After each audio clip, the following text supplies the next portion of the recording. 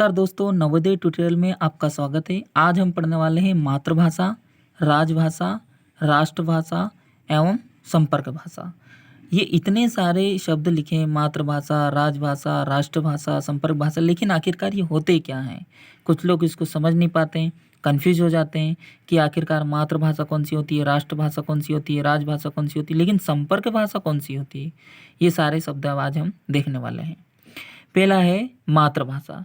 जो भाषा बच्चा अपने माता पिता व परिवार से सीखता है उसे मातृभाषा कहते हैं। जहाँ बच्चा अपना बचपन पूरा गुजारता है उस भाषा के साथ में, वो उसी भाषा को समझ पाता है, सोच पाता है, अपने विचार भाव उसमें प्रकट कर पाता है।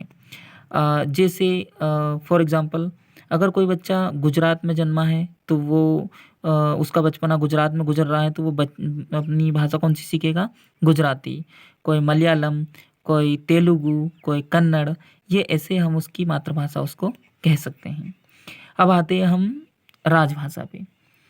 राजभाषा संविधान द्वारा सरकारी कामकाज में प्रयोग करने के लिए स्वीकृत भाषा को राजभाषा कहा जाता है। हिंदी भारत की राजभाषा है। 14 सितंबर सन 1949 को अनुच्छेद 343 के अंतर्गत हिंदी को राजभाषा का दर्जा दिया गया है।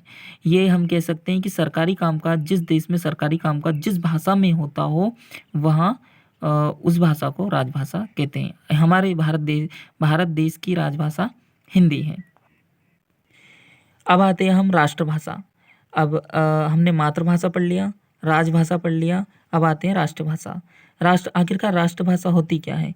देश के अधिकतर निवासियों द्वारा बोली जाने वाली भाषा को राष्ट्रभाषा कहते हैं। यानी जिस देश में भाषा चलती हो वह भाषा चलती हो, लेकिन उसे अधिकतर लोग बोलते हों, अधिकतर लोग उसमें बातचीत करते हो, अपने भाव प्रकट करते हैं, उसे राष्ट्रभाषा कहते हैं।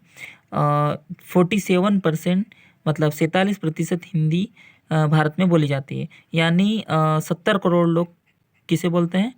हिंदी बोलते हैं। यानी हम ये कह सकते हैं कि हिंदी भारत की राष्ट्रभाषा भी है, लेकिन उसे राजभाषा का दर्जा दिया गया है। अब अलग अलग देशों की देख लेते हैं। जैसे जर्मनी वहाँ की राष्ट्रभाषा है, भूटान में भूटानी, रूस में रूसी, चीन में मंदारिन जिसे चीनी भी कहते हैं, जापान में जापानी, अमेरिका में अंग्रेजी, नेपाल में नेपाली, इंग्लैंड में अंग्रेजी। ये सारी क्या है? अपने अपने देश की राष्ट्रभाषा हैं, क्योंकि ये अधिकतर क्षेत्र में और अधिक देश के वासियों द्वारा बोली जाती हैं। अब आते हैं हम हमारी संपर्क भाषा पे कि संपर्क भाषा किसे कहते हैं। इसे भाषा सेतु भी कहते हैं। अलग अलग भाषा बोलने वाले दो लोगों के बीच जो भाषा बातचीत में सहायता करती हो उसे संपर्क भाषा कहते हैं। उदाहरण के लिए, आप कहाँ जा रहा है, ये तो रॉन्ग है बोलने में, लेकिन जिस व्यक्ति को हिंदी नहीं आ रही हो वो ऐसे ही कहता है कि आप कहाँ जा रहा है। गाय कितना दूध देता है, उसे स्त्रीलिंग पुल्लिंग का कोई ज्ञान नहीं, क्योंकि उसे भाषा का ज्ञान नहीं, लेकिन ये समझ में आ रहा है कि वो क्या बोलना चाह रहा है। तो ये दो लोगों के कॉन्टेक्ट की भाषा होती है, इसे संपर्क भाषा कहते हैं। अगर दोस्तों आपको ये वीडियो पसंद आया हो तो इसे लाइक करें, शेयर करें और हमारे यूट्यूब चैनल को सब्सक्राइब करें। Thanks for watching.